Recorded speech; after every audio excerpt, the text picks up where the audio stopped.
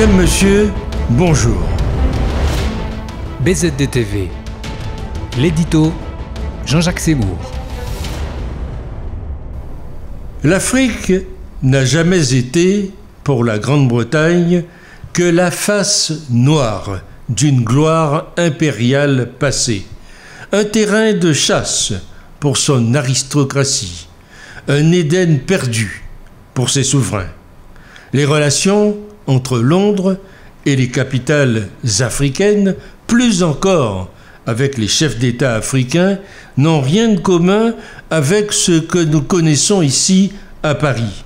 Or voilà que Londres redécouvre l'Afrique noire et entend en faire son terrain de chasse diplomatique. Pourquoi ce regain d'intérêt de Londres pour l'Afrique? La question mérite d'être posée alors que la première ministre britannique Theresa May a posé ce mois-ci la première pierre d'un nouveau partenariat avec le continent dont elle veut devenir le premier investisseur occidental pour compenser les pertes économiques attendues du Brexit. Après le Nigeria et l'Afrique du Sud, Theresa May était au Kenya pour la dernière étape de sa tournée africaine et la première ministre entendait ainsi marquer le retour du royaume sur la scène africaine.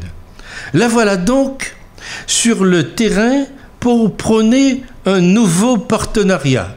Davantage d'aide, annulation de dettes, assistance à une bonne manière de gouverner et au développement d'infrastructures, résolution de conflits, formation de militaires avec la bénédiction de l'ONU, des investissements et des ouvertures de marché pour pratiquer enfin la liberté de commerce. En retour, Londres attend, à l'issue de ce voyage de l'Afrique, une vraie démocratie, la fin des dictatures et du mépris des droits de l'homme, l'éradication de la corruption endémique dans certains États et la restauration de systèmes commerciaux, financiers ou juridiques appropriés. Premier, de loin, investisseur en Afrique, la Chine accueille la semaine prochaine une pléiade de chefs d'État pour son grand rendez-vous commercial avec le continent.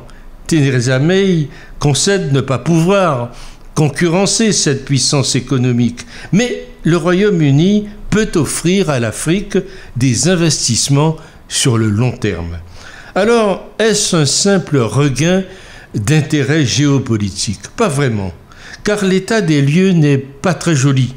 20 millions de morts du fait de sida, une espérance de vie qui va descendre bientôt avec un effet pour les démocraties, émigration de masse que l'on connaît déjà sur le continent européen, terrorisme et fanatisme. L'Angleterre de May, en tout cas, veut retrouver une position impériale, d'abord en Afrique, ce qui ne va pas manquer de marginaliser la France.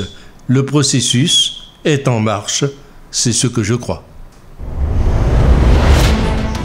Retrouvez toute l'information sur bzd-tv.com.